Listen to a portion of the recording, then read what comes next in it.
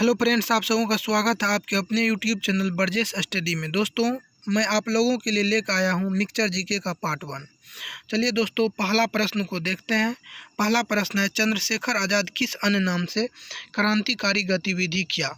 तो दोस्तों, इसका सही उत्तर हो जाएगा पंडित हरिशंकर ब्रह्मचारी। चलिए दोस्तों, अगला प्रश्न देखते हैं। भारत में कितने मार्गों के माध्यम से प्रत्यक्ष विदेशी निवेश किया जा सकता है?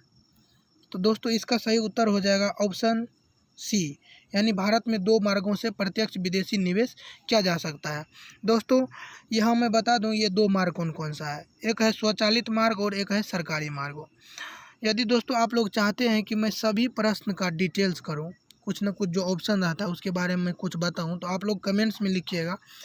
आज मैं इसको किसी प्रश्न का डिटेल नहीं करूँगा। यदि आप लोग ऐसा चाहते हैं तो आप लोग लिखिएगा और मैं अगले वीडियो में अवश्य करूँगा। चलिए दोस्तों, अगला प्रश्न देखते हैं। सतकोसिया बाघ संरक्षण कहाँ है? तो दोस्तों, सतकोसिया बाघ संरक्षण है आपको उड़ीसा में। चलिए दोस्तों, अगला प्रश्न देखते हैं। तुकारोई का युद्ध कब लड़ा गया था? तो दोस्तों, तुकारोई का युद्ध लड़ा गया था आपका 1575 में। तो दोस्तों, तुकारोई का युद्ध उड़ीसा के बालासोर जिला में लड़ा गया था अकबर और बंगाली सल्तनत के बीच, जिसमें अकबर विजय रहा था। आइए दोस्तों, अगला प्रश्न देखते हैं। पिंगुली चित्रकारी किस राज्य से संबंधित है? तो दोस्तों, ये संबंधित है महाराष्ट्र से, और महाराष्ट्र में वारली चित्रकारी प्रसिद्ध है। आंध्र प्रदेश में दोस्तों लेपाक्षी चित्रकारी प्रसिद्ध है, और पश्चिम बंगाल में काली घाट चित्रकारी प्रसिद्ध है। दोस्तों, महाराष्ट्र की राजधानी आपको मुंबई है, जिसे स्वप्न नगरी के नाम से जाना जाता है, ड्रीम सिटी ऑफ इंडिया, यानी सपनों का शहर। चलिए दोस्तों, अगला प्रश्न देखते हैं। किस वर्ष राष्ट्रीय विकास परिषद ने बलवंत राय मेहता समिति की सिफारिशों को स्वीकार किया था? तो दोस्तों, इसका सही उत्तर हो जाएगा 1958 में। यहाँ दोस्तों कन्फ्यूज मत होइएगा। बलवंत राय मेहता ने जो अपना प्रस्ताव रखा था वो 1957 में रखा था, लेकिन राष्ट्रीय विकास परिषद के द्वारा 1958 में स्वीकार किया गया था। चलिए दोस्तों, अगला प्रश्न देखते हैं। 1799 में पलियाकर विद्रोह किस राज्य में हुआ था? तो दोस्तों, पलियाकर विद्रोह हुआ था आपको 1799 में तमिलनाडु में ईस्ट इंडिया कंपनी के खिलाफ। आइए दोस्तों, अगला प्रश्न देखते हैं। महिला एवं बाल विकास मंत्रालय की स्थापना कब हुई थी? तो दोस्तों, इसका सही उत्तर हो जाएगा 2006। 2006 में महिला एवं बाल विकास मंत्रालय की स्थापना की गई थी। चलिए दोस्तों, अगला प्रश्न संख्या 9 को देखते हैं। प्रश्न संख्या 9 कहता है कि मुद्रा बाजार में ऋण देने का अधिकतम अवधि क्या है? तो दोस्तों, मुद्रा बाजार में ऋण देने की अधिकतम अवधि है 364 दिन।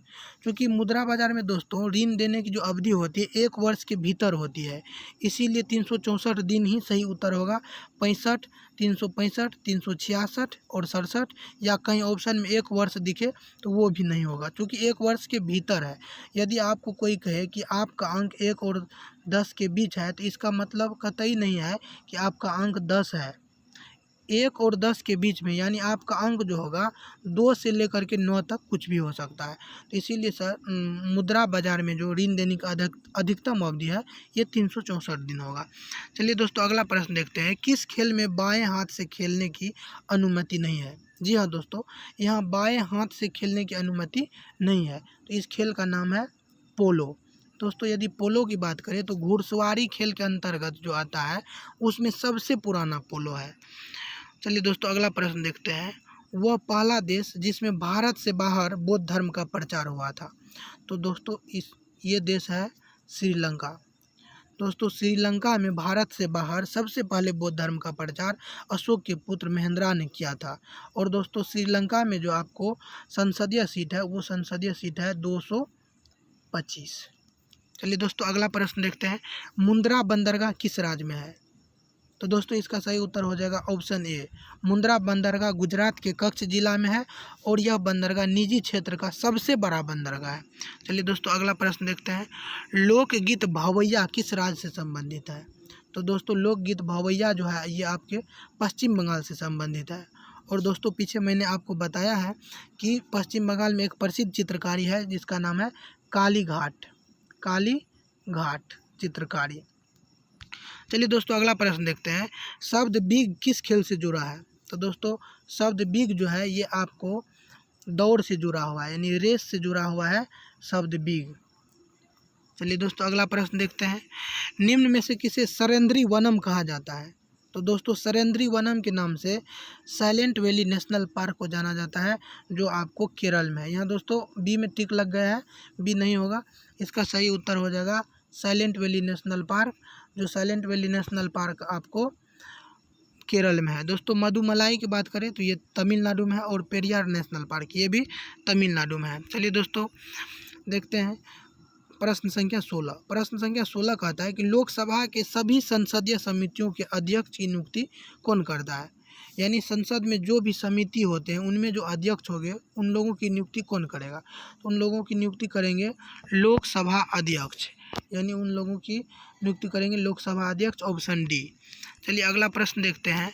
अगला प्रश्न है प्रश्न संख्या 17। इसमें कह रहा है कि भारत पुस्तक 2020 के लेखक कौन है?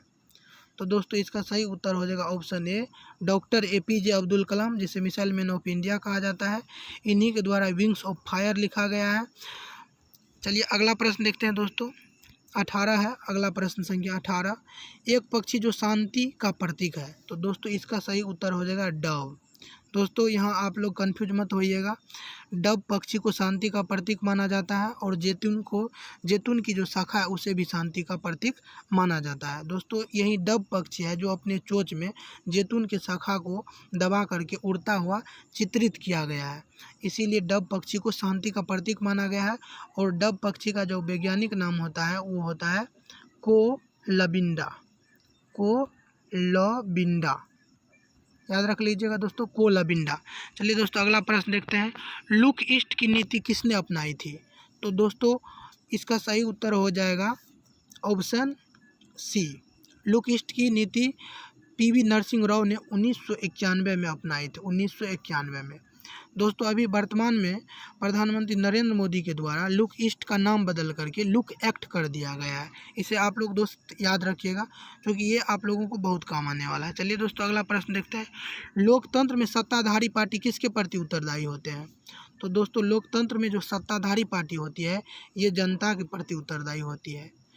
बिल्कुल सही दोस्तों, इसलिए कि जनता के द्वारा चुन करके लोकतंत्र में जो भी पार्टी जाती है जनता के द्वारा चुना जाता है, और इसीलिए उन लोगों का धर्म कर्म बनता है कि जनता के प्रति उत्तरदायी रहे। चलिए दोस्तों अगला प्रश्न है, पनवरिया लोक नृत्य किस राज्य से संबंधित है? तो दोस्तों पनवरिया लोक नृत्य आपको संबंधित है बिहार से, तो इसका सही उत्तर हो जाएगा ऑप्शन डी, बिहार। चलिए दोस्तों अगला प्रश्न देखते हैं, एग्रीकल्चर शब्द किस खेल से संबंधित है? तो दोस्तों इसका सही जवाब हो जाएगा क्रिकेट, क्रिकेट से संबंधित है एग्रीकल्चर शब्द। चलिए दोस्तों अगला प्रश्न देखते हैं, रेगिस्तान नामक मरुस्थल किस देश में है? तो दोस्तों इसका सही उत्तर हो जाएगा ऑप्शन डी, अफगानिस्तान। दोस्तों यहाँ आप लोग ये मत सोचिएगा कि रेगिस्तान और मरुस्थल दोनों एक ही बात है, बिल्कुल एक ही बात है, लेकिन अफगानिस्तान में एक रेगिस्तान है जिसका नाम है रेगिस्तान। तो कहीं कहीं आपको ये भी प्रश्न देखने को मिलेगा कि रेगिस्तान नामक रेगिस्तान किस देश में है? तो इसका सही उत्तर हो जाएगा अफगानिस्तान। चलिए दोस्तों अगला प्रश्न देखते हैं, कुकी जनजाति किस प्रजाति से संबंधित है? दोस्तों यहाँ ये नहीं पूछा गया है कि कुकी जनजाति कहाँ पाई जाती है।